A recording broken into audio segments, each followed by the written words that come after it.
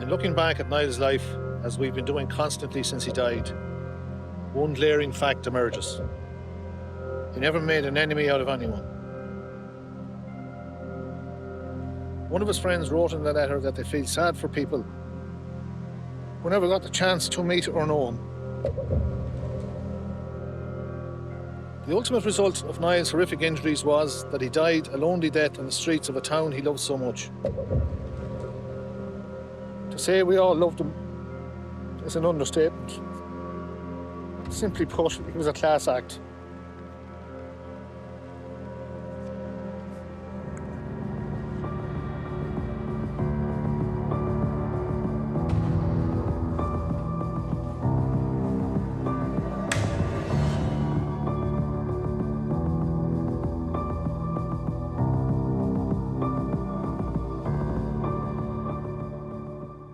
In October 2010, I was a uniform inspector in the Drogheda division, and my work consisted of representing court cases in the district court. I was on my way back to the station. I got a phone call from my chief superintendent, and he informed me, "You're now the new detective inspector in the division.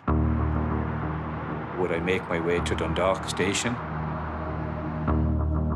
It's a border town, and any border town brings its own problems. And I'd never set foot in Dundalk Garda Station. But it was called Fort Apache, and it wasn't called Fort Apache for nothing. Outside of Dublin, it was one of the most busiest stations in the country. Louth Division, for being such a small county, had one of the highest crime rates at one stage.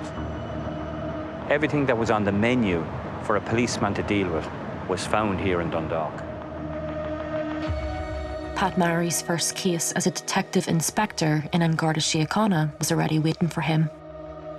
A young chap who had been assaulted the night before had passed away in hospital.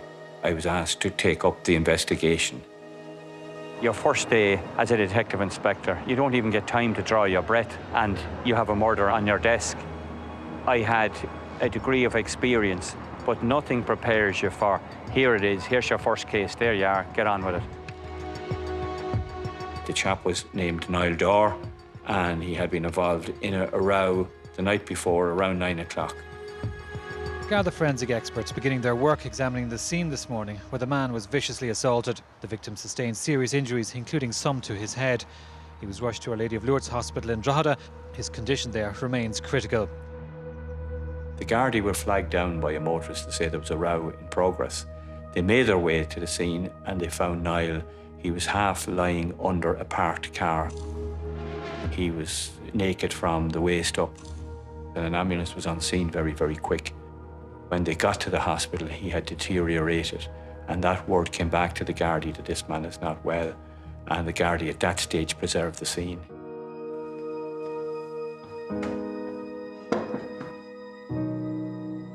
My name is Dave Dorr. I'm Niall Dorr's dad.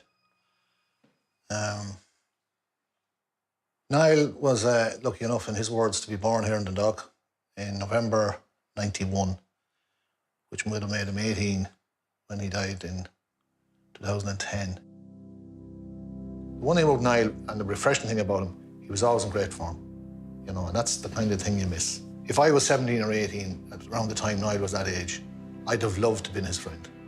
That was the kind of guy I'd have been friends with myself, which I think says a lot for the chap, you know. I think when his dad can turn around and say, "I'd like to have been your mate," I think it says a lot about him. What are you laughing at now?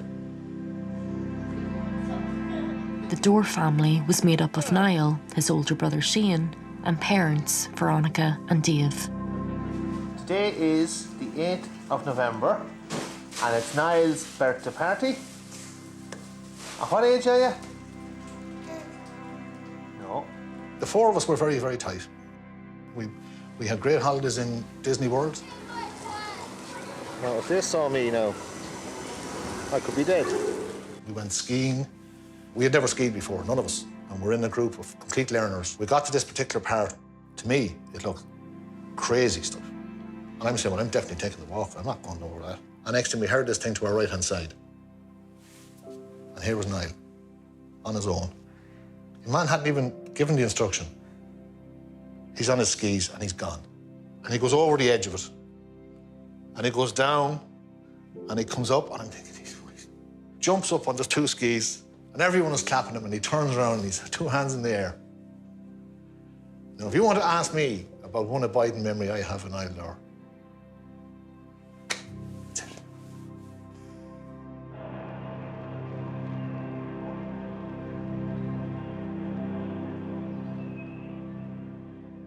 A step up from D Sergeant to the I is immense. The responsibility you have is a lot more, and you feel it. And I was very conscious about conducting the investigation properly. You, as a senior investigating officer, manage and control the investigation. You make the decisions in respect to the investigation. I was nervous. I won't say anything else. I was nervous. We're here on Castle Road, which is about, I suppose, 10-minute walk from the centre of Dundalk, from the square. It's a sought-after area. It's not an area where it's known for any major trouble. Niall Dorr was found by police on Castle Road. He was lying unconscious against a parked car. I came to see if the scene was being preserved properly. What I did then was just stand back, take a deep breath, look around my surroundings, see what's at hand in respect of the scene, and just sense what has happened here. There was a number of cars parked on the road, and I was aware that some of the people involved had ran down the road in the course of this route. Maybe the culprits put their hands on car bonnets when they were running, and they have to be looked at.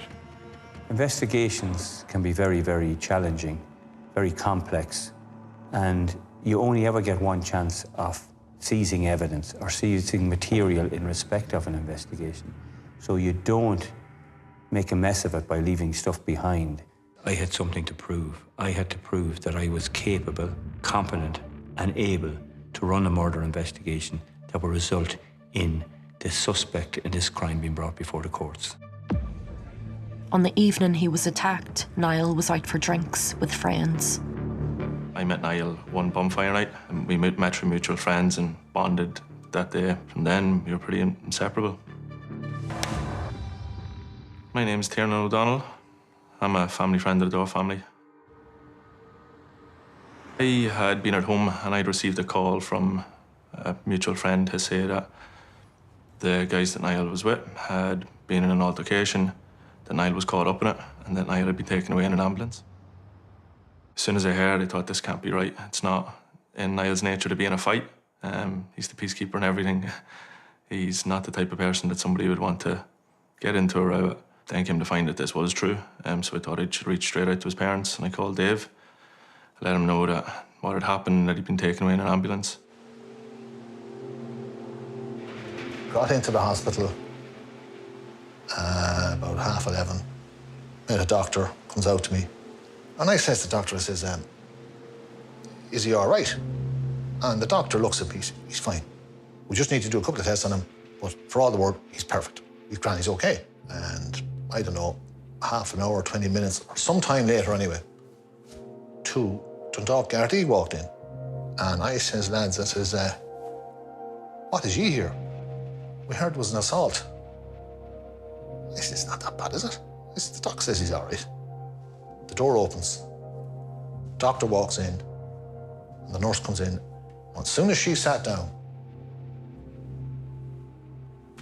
I knew it was all over. So the doc comes over and sits beside me here, and I says to him, listen, I says, answer me this question. On a scale of 1 to 10, 1 being good, 10 being bad, where's Niall? He's 9. He's 9. And our world collapsed right there and then. That was it. Bang.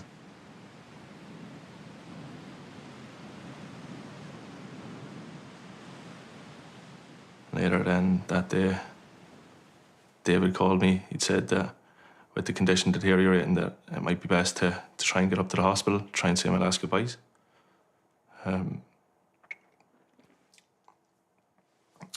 So I'd agreed. I said, yeah, we'll go up to the hospital. I'll see how things have progressed, still thinking positively about it. Shortly afterwards, then David called me and he said that that his condition had deteriorated more and that we wouldn't have time to actually get up to say goodbye. Sorry.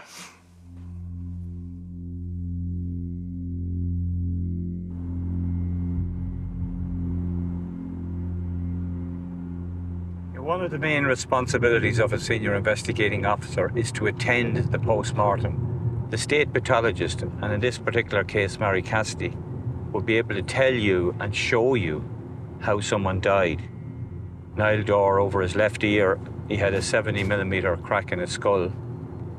He also had the chevron markings of a boot and the full shape of a boot across his top of his head and across his face. Mary Cassidy had to examine his brain, and it was commented that it was one of the worst brain injuries that she had seen from this type of an assault. It just brought home to me the degree of savagery that was inflicted on this poor young man who had his life in front of him. Pat now began his search for evidence of who was responsible. One of the things you look for is their CCTV that'll catch the incident, so it'll all make it very easy for you to see who the culprit is.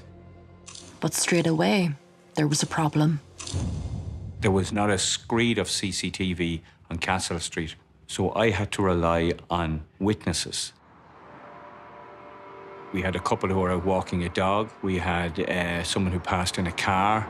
We had a gentleman looking out his bedroom window and shouting at them to stop and get away. In the first breakthrough of the investigation, those witnesses all agreed on one important fact. They said that there was only one person involved in the assault on Niall Dorr. We have a witness who saw Niall being hit with a punch by this man and fall to the ground. He then encountered a relentless, unforgiving assault where this person stood on his head, kicked him in the head, and then dragged him by the T-shirt over to the footpath, where he continued to lift his head up and smash it off the ground. He then got his head and smashed it into the wheel nuts of a car, and then continued to jump on him and kick him. It was an absolute and honest to God, utter savage assault. It's the only way to describe it, is savage. It was at that stage that one of the witnesses was shouting out the window to get away, to stop. And that's when the assault on Niall Dorr stopped. We were able to establish that Niall and his two friends were confronted by approximately 7 people, 5 males and 2 females. Niall's friends were chased from the scene before the attack and did not witness who was responsible. So, Pat arrested the entire gang of 7. But all kept silent on the identity of Niall's killer. There were people who didn't cooperate that could have cooperated. There was a big choke on investigations when you looked for information, when you looked for, help. The scale of the challenge was huge because we had to establish which of them inflicted the wounds on Niall Dorr. Were these people going to cooperate? More than likely they weren't. Was it one person? Was it 2 people? Was it all 5 males? I didn't know. This wall of silence threatened to obstruct the entire investigation, but it left Pat more committed than ever to finding answers. I was determined to get to the end of it, to find out who did this and why they did it, and that they would be brought to justice.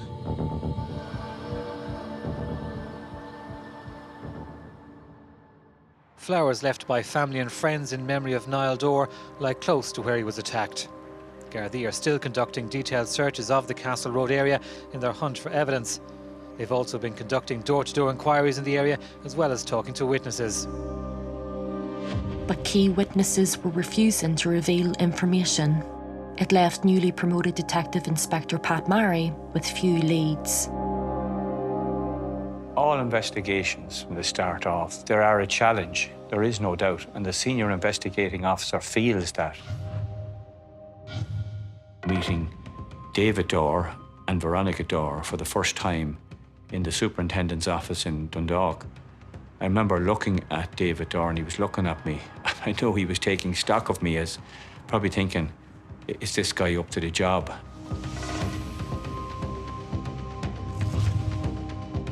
As the distressing detail of the attack on Niall Dorr became known, locals were stunned. The people of Dundalk were just absolutely horrified and shocked at what had happened to this young man. My name is Michelle O'Keefe and I'm the editor of the Dundalk Democrat, one of the leading local papers in the area. Beyond the shock and horror, there was fear, because something like this doesn't happen to your son or your daughter. And I suppose parents were fearful for their young people as they went out and didn't want them to go out after Niall's death. I felt like you were in a movie at times, a horror movie. You'd got detectives calling me up, wanting interviews. I'm sorry for the child's mother and father and family. It's heartbreaking. Have a rush of feelings, anger, sadness, revenge, all these feelings that you never think that you're going to have over a situation like this. But it's very hard to describe. Tiernan and the rest of Niall's friends made their final goodbye at his wake and a funeral. Niall's life was his soul, his happiness, his smile. People say that they look like they're sleeping. Niall wasn't sleeping. It didn't look anything like him. Pat now believed he was looking for one main culprit in the gang of 7. He questioned each of them, but none would name the attacker. I had to identify who was this person. It certainly wasn't the girls, so it was one of the 5 males. And which one was it? Statements from eyewitnesses on Castle Road offered a clue. They all said the man who done all the kicking and stamping on this young chap's head was the only one of them that was wearing a shirt. Pat turned again to the limited information available in the statements from each of the gang members. Now, we did establish that they were due in court that morning and the case was adjourned and put back, and as a result of that, they were celebrating and they went drinking at 11 o'clock in the morning. CCTV clearly showed each of the gang drinking in pubs around Dundalk that day. One man stood out. One particular person was wearing a shirt, and he was the only one of the 5 wearing a shirt. This man's name is Douglas Ward. It was now immediately clear to Pat why the other members of the gang kept silent. We were all aware who Douglas Ward was. He was known to the Gardaí. Dundalk, it's a robust town. It has plenty of good people, but it does have an element that causes trouble. Douglas Ward would have been public order offences, maybe drug offences, that type of thing. He would have been known as a hard man. People would have feared Douglas Ward. So he was, at that stage, a suspect. Douglas Ward was initially arrested on suspicion of assault on Niall Dorr. I knew what I was dealing with Douglas Ward. People like Douglas Ward, they're in every town in Ireland, and people don't want to challenge them. And then they get superior in their nature, because if you don't do what I say, I'll knock the head of you. That type of mentality. And that's just the way it is. And people are afraid of them. End of story. Pat asked Ward to surrender the clothes he was wearing on the night of Niall's attack. The items of interest we have here are a set of clothes that Douglas Ward produced to us. Pat was hoping the clothes would link Ward to the crime. But this outfit bore no resemblance to the one Ward could be seen wearing on CCTV. Douglas Ward handed us these clothes with the view of trying to put us off the track. And it's as simple as that. It was him trying to cover himself. And that's where criminals carry on. They don't always cooperate with the guards. And when they do, like this, they have an ulterior motive. Well, I've given them clothes, they're not going to find anything on that. Pat returned again to CCTV and found footage of Douglas Ward leaving a bar wearing a shirt, but also carrying a grey hoodie. An item like this became evidential because we knew the person that assaulted Niall Dorr was wearing a grey hoodie. So we had to search for that grey hoodie. And we did at Douglas Ward's house. It was circumstantial, of course, and not a major piece of evidence, but it was a building block that could be put in the mix at the end of the day. They always believe that you won't do it, that you can't get enough. But they're dealing with the wrong person with me anyway, because I will go and get it. I will find it. I will get them before the court. My name's Christopher Smith. I actually went to primary school and secondary school with Niall. It was a very big group. There might have been about 10, 15 of us. We were always together every single day. Once he was with his mates, he was just happy. Like every single day, like you'd always get a text from him or a message from him. So. His main talent was kickboxing, so he was fantastic at that national and international level. How do you feel? Him, how do you feel? Feel very good. I do. Yeah, it feels good. Feels good. Boy feels good. How do you feel? Oh, I'm brilliant. You're brilliant. How about you? Well, you're a kickboxer, you're always brilliant. The year before he died, he'd won a silver medal at the World Championships, due to go to another tournament the month after he died. He spent most of his time kind of training to it, disciplined from it, which showed in his personality. Niall was not the type of guy who would plan too far into the future now. Niall's idea of living was today is today, tomorrow we'll see what happens. Niall was as close to adamant as you can get. I'll go to school, I'll do the school, I'll get my exams, but I'm not doing third level. Started off down here, because they marked this, I think, in 1.5 miles. And that's what the fitness test for the army was. You had to do 1.5 miles in 11 minutes. How do you do it now? I think I'd be here till tomorrow. We both decided that we wanted to go to the army. There was enlisting upcoming, so we both put our minds to it, both got together, started training for the army. Niall and Tiernan both passed the fitness test. Everything now depended on a personal interview. Niall's interview for the army was scheduled for 8 a.m. on Wednesday, the 13th of October.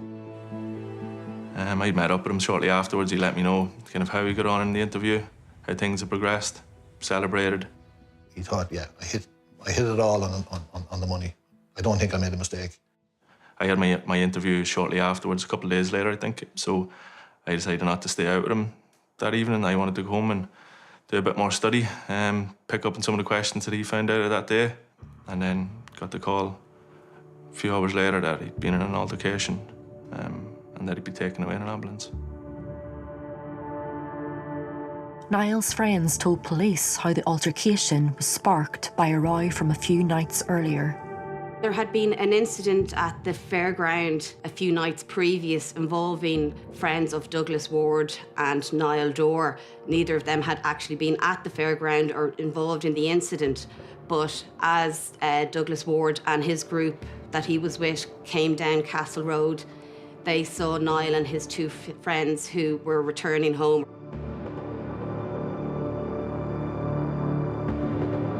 There was words said, and it was Niall that jumped in to try and keep the peace and diffuse the situation. But unfortunately, before he even knew what was happening, Douglas Ward had punched him to the ground. Anyone that knew Niall knew he was just quiet, just wanted to keep to himself, just be with his friends. And like, I've never seen him in a fight, and I know him like almost my whole life. So it was like a big shock, I think, just for everybody. Like, you don't know how to feel. Like, we were in his house and we all got a wee jersey, signed it and stuff like that for the parents, but you just feel hopeless and useless because what can you do? Like, your friends, they're just there and, like, you can't do anything to help them. So Pat had statements from passers-by and CCTV evidence that appeared to connect Douglas Ward to the crime. But this evidence was only circumstantial. There was no doubt in my mind at that stage that Douglas Ward was the perpetrator of the assault on Niall Dorr. How can I prove it? Douglas Ward is saying, I wasn't there. I don't know what you're on about. So I had to establish that he was there and that he did commit the assault. We're here on Castle Street in Dundalk, and Chapter House are these apartments here. And it was here that Douglas Ward said he called to go to a party. The occupant of the apartment said there's going to be no party, and he asked Douglas Ward to take himself off. Police interviewed the householder. He made a statement saying they had left his apartment block, walked out the gates and turned left. All of them did, including Douglas Ward. There were no CCTV cameras on Castle Road, but Pat did discover some in areas nearby. Douglas Ward said he came out of the apartment and turned right up this street here. And we, as part of the investigation, had gathered all the CCTV in the adjoining roads. And if Douglas Ward had turned right, we would have caught him on CCTV. We didn't catch him on CCTV. It told us that Douglas Ward was lying. Douglas Ward turned left and walked down to Castle Road, and it was there that he encountered and ran into Niall Dorr. Yet, even with eyewitness statements, it was not proof Douglas Ward was definitely present at the attack. Pat needed another way. None of the witnesses could tell us how those people left the scene, but we did establish that one of the girls had a car and that they got into the car and left. The witness drove Ward to a local hotel. His nose was bleeding and he used baby wipe tissues to clean it, then threw them out the car window.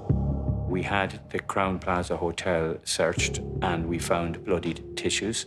The tissues were intact. The weather hadn't in any way affected them. And the forensic lab were quite happy they would be able to extract DNA from the blood tissues, which they did, and they matched it with Douglas Ward's DNA. Finding these bloodied wipes was another building block in building our case. Pat still needed a way to identify Ward as the attacker. He turned to witnesses among passers-by. We had one witness who said that he could identify the person who committed the assault on Niall Dorr. Pat now planned an identity parade, but one carried out covertly on the streets of Dundalk.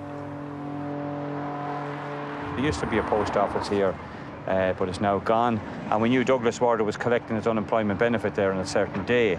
And across the road, we had a camera set up above in the Windsor public house. We had our witness in a car here. He was instructed to put his hand up if he saw the person that assaulted Niall Dorr.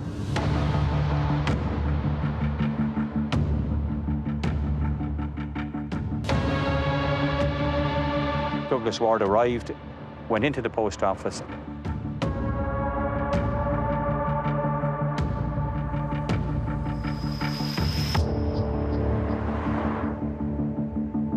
And left.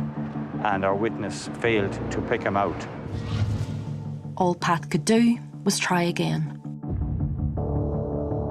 We held a second informal identification parade. Douglas Ward did appear, and he was in the company of his brother, and they looked quite similar.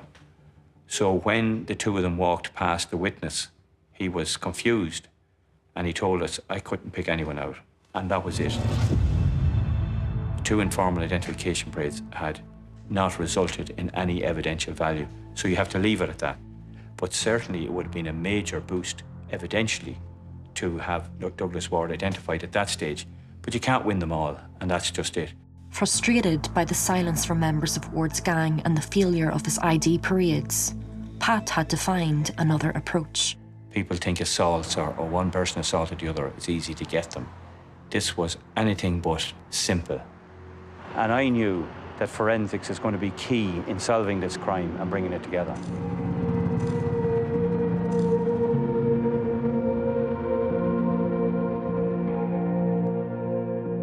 My name is Stephen Clifford. I'm a forensic scientist at Forensic Science Ireland.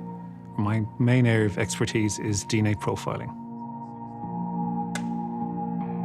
There had been a kind of a melee where there was many people involved, so these kind of cases can be difficult to detangle, so usually the first pass is to see what kind of DNA profiles we can get from certain items, which might help address some of the questions. So in this case, one of the exhibits that came into the lab was a cigarette.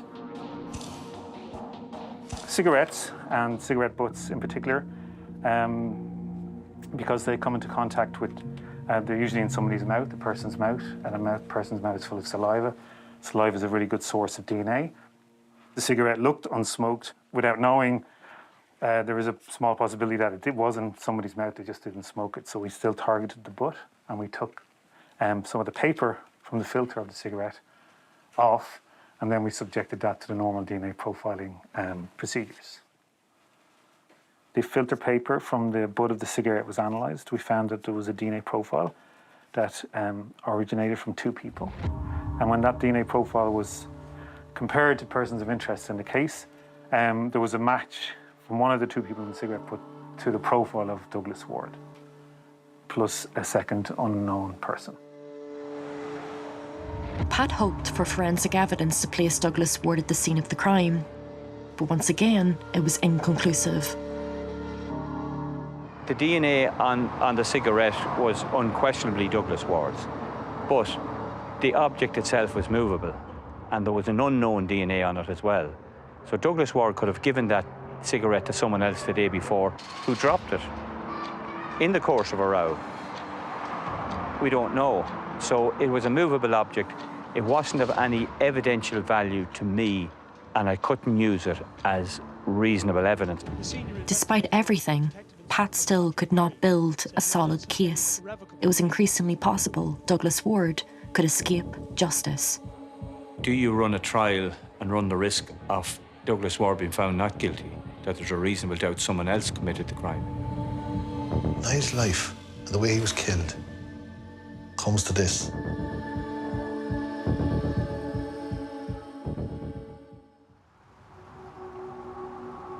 Pat Marry was certain Dundalk hard man Douglas Ward killed 18-year-old Niall Dorr. But Ward's gang members refused to identify him, forcing Pat to search instead for forensic evidence. Niall's t-shirt was found near his body. Now Pat hoped it might carry the killer's DNA. This is the t-shirt that was picked up by the ambulance crew that attended to Niall and brought it to Our Lady of Lourdes Hospital in the ambulance. We had a witness statement where the person said that they saw Niall Dorr being dragged by his shoulders. So in this case, I concentrated on the upper back and shoulders of his t-shirt. And we looked for any signs of damage, would be the first visual thing. Secondly, then we look for any sign of staining. So the staining will help us to determine whether there are any body fluids present. So we're always looking for something that we can DNA profile. There was a mixed DNA profile present, and the profile matched Niall Dorr himself, which you might expect, but it also contained elements of Douglas Ward's DNA. After 3 long months, it seemed like a step forward at last. I remember informing my team of the DNA development. They were all very excited, saying, yes, we have it solved, we have it solved.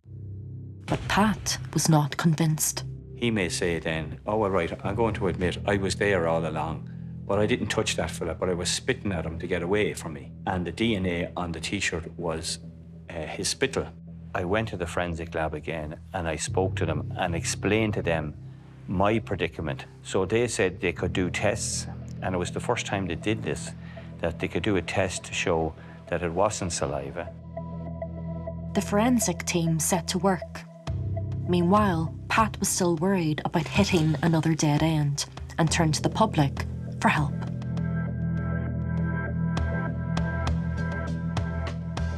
When I first approached Niall's parents, David and Veronica, I made it clear that I was a local journalist who was living in the area, who had seen firsthand how the killing of their son had touched the community. They were obviously eager to get an appeal into the national press to try and find justice for what had happened to their son. Pat himself appeared on the RTE programme Crime Call, appealing to the public for any information that might help. What's the main thrust of your appeal here tonight? At this stage, Anna, I have reason to believe, and do believe, there are people who witnessed the incident and they are refusing to cooperate with the investigation. And I'll be asking those people to examine their conscience, that if they're unsure, they should come and speak with us in confidence, and I'd ask them to do the right thing. We got an anonymous letter. The anonymous letter stated that a number of people had witnessed the assault and knew the perpetrator. They were in a small red car, and they gave us the name of the people that were in this car. Pat was certain the letter writer was in a position to name Ward, but once again, they refused to make an official statement for fear of reprisals. You're appealing to that person's good nature to tell the truth. And she's going to be looking at, well, what's in it for me? If I tell you the truth, I'm going to have my windows broken. I'm going to have my car smashed up. I saw nothing. And that's intimidation. She was afraid to say what she saw because she knew there would be consequences. That's the culture of fear that exists in border towns like Dundalk. The crux of this investigation is that I had eyewitnesses who would not cooperate. I had an eyewitness who thought they could pick out the culprit but couldn't. And what was I left with in the end of the day but DNA and CCTV? Pat's case now rested on the team at Forensic Science Ireland. They were using a new test to prove the DNA on Niall's T-shirt could not have come from Douglas Ward's saliva. What we do in this case is we're looking for any skin cells that might have been removed from the assailant's hand as he grabbed with force onto the T-shirt in this way. And how we collect those is we use a little piece of sticky tape called a mini tape. And what we do is we just touch that to the surface of the garment and it'll collect any loose epithelial or skin cells that happen to be there. So everyone deposits skin cells naturally. Some people are better shedders than others. If you sweat, you're more likely to shed more epithelial cells. If there's a lot of friction involved, you're going to shed more cells. We could rule out that it had come from blood because there was no blood staining present in the area. We could rule out that it had come from saliva because we tested for the presence of saliva and we got negative results there. So really it was a process of elimination, and I was able to say that the most likely source of the DNA was from epithelial or skin cells. The fact that the DNA of Douglas Ward on the T-shirt was found in an area of the T-shirt, which was synonymous with someone dragging him by the T-shirt across the road. And that was extremely important to establish, which we did. And that became very evidential. Douglas Ward had been arrested and released once already, but this new evidence gave Pat another opportunity. When Douglas Ward was arrested for the second time, it was to put to him about the DNA evidence. He actually said, I haven't a clue how it got there. I don't know how my DNA got on the dead man's T-shirt. He couldn't even say Niall's name when he was detained. Most of his answers were no comment. So it wouldn't surprise me in the slightest, his answer. But I didn't care at that stage because I knew I had him in the bag. The investigation was at last closing in on Ward, but Pat had to have an answer to every possible defence. I had to do a due diligence on the T-shirt itself. Could Douglas Ward's DNA be left on that T-shirt at any other incidents? Pat had to consider every possibility, however unlikely. Veronica, Niall's mother, had bought that T-shirt 3 weeks earlier, and she bought it in the Butter Crane shopping centre, and she said on the 12th she had washed it and ironed it and given it to Niall to put on. Could Ward have handled the T-shirt in the shop, leaving his DNA on it, before Niall's mum had even bought it? When Douglas Ward was arrested, he was questioned about his shopping habits, and had he ever been in Butter Crane shopping centre in Newry, and he said he had never been there in his life and he never done any shopping up there. With this single statement, Douglas Ward at last incriminated himself in Niall's death. I knew that Douglas Ward had held Niall Dorr's T-shirt at a time of the assault, and he could not have had his DNA on that T-shirt at any other time. I was quite confident I had a strong case against Douglas Ward for the murder of Niall Dorr.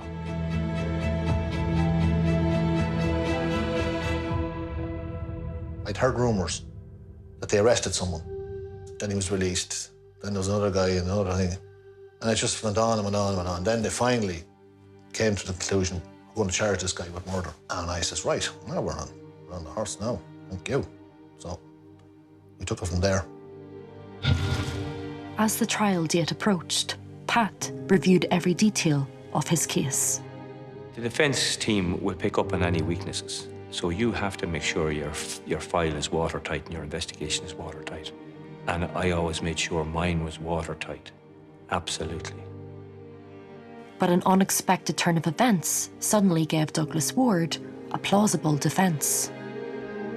One of the persons in Douglas Ward's company that night at the time of the assault had died tragically in a road traffic accident. It was an opening for the defence to say that Douglas Ward didn't do this, the person who is now deceased did it.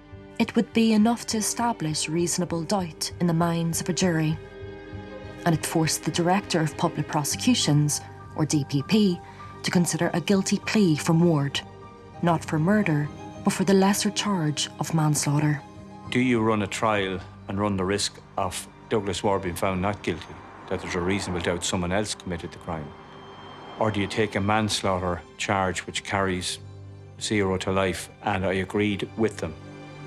The DPP was prepared to accept a guilty plea to manslaughter, but Niall's family had to be convinced. Dave's first time in a meeting like this wanted to hear one thing and one thing only: we're going for murder.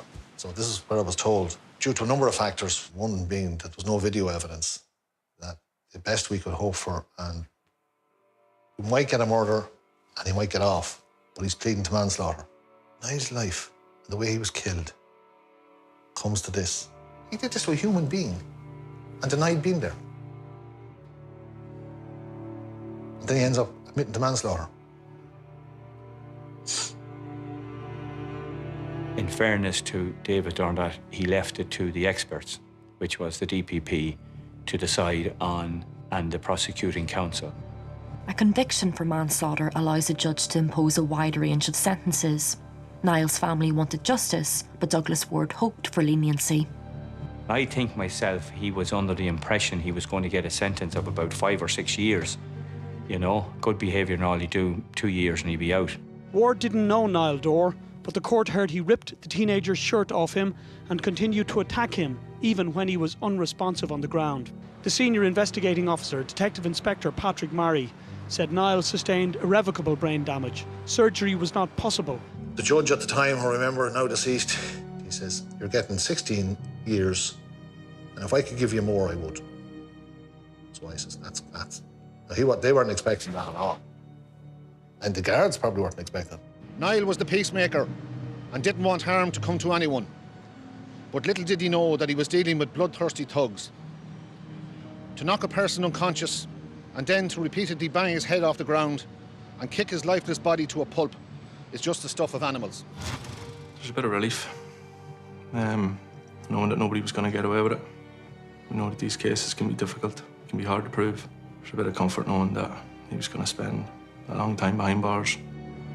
Douglas Ward got a sentence of 16 years with 3 years suspended.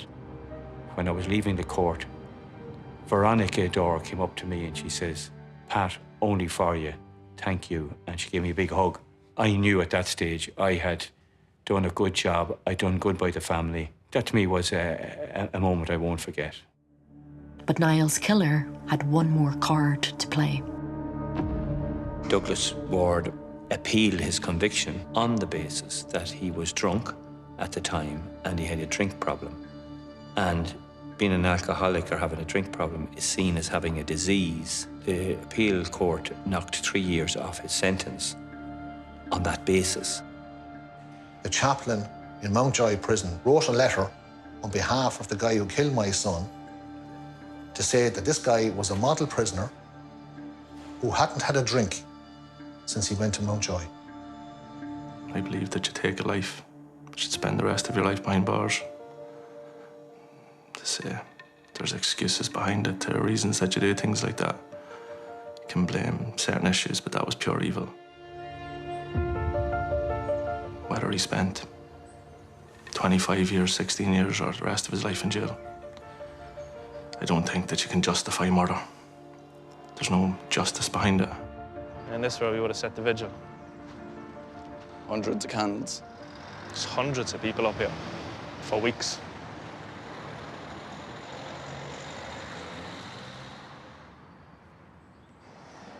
Talking about it, it's a horror, isn't it? Yeah, it's not a street. It's a street to try to avoid as much as possible. So many dark memories.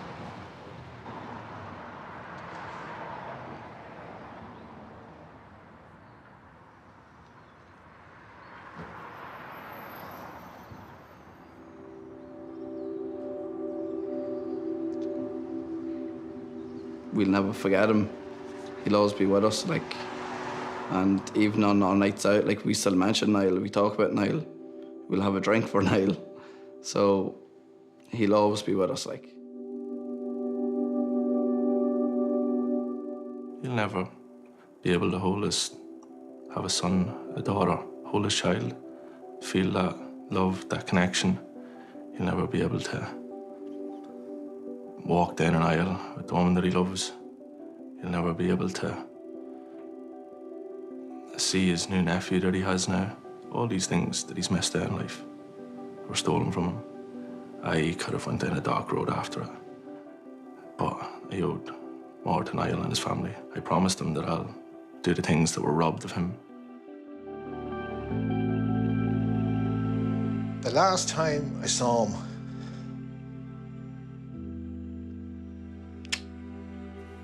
he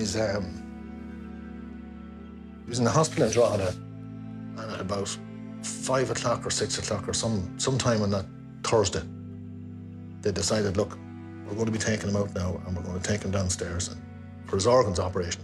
So they're going to take him. So it's grand. I can still remember,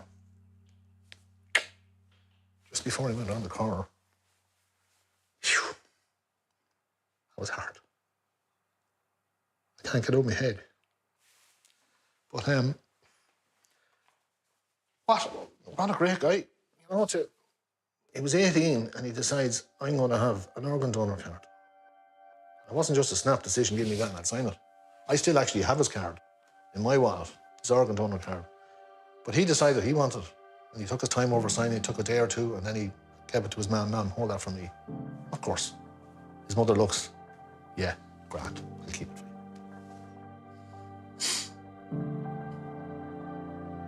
Niall was actually the reason I became an organ donor. The nights of his wake and stuff, we had organ donor cards out. Still do it at his anniversaries and stuff like that.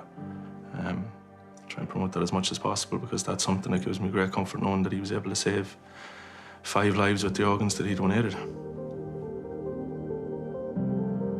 Meanwhile, Douglas Ward began his prison sentence. Then in 2015, 5 years after Niall's death, Pat received a phone call. I was informed by one of my team, did you hear Douglas Ward died in prison? And I said, no, I didn't hear. I got a call at work from Pat Mary. I thought me and Pat were finished. You're going to hear in the news now, he says, in about an hour. His young man, Ward, was found dead in his cell this morning. On the 8th of May 2015, that morning, early, about 6:30 in the morning, prison officers came to his cell and found him unresponsive. He had drank prison hooch the night before in his cell, and illegal alcohol that he consumed in prison. So the only solace I got out of that man dying was, rather than him having to emigrate, I could be assured from that day forward that I'd never have to meet him again. And that was not a bad thing, but I certainly would not have wished him dead. So be it. I wouldn't lose any sleep over it anyway.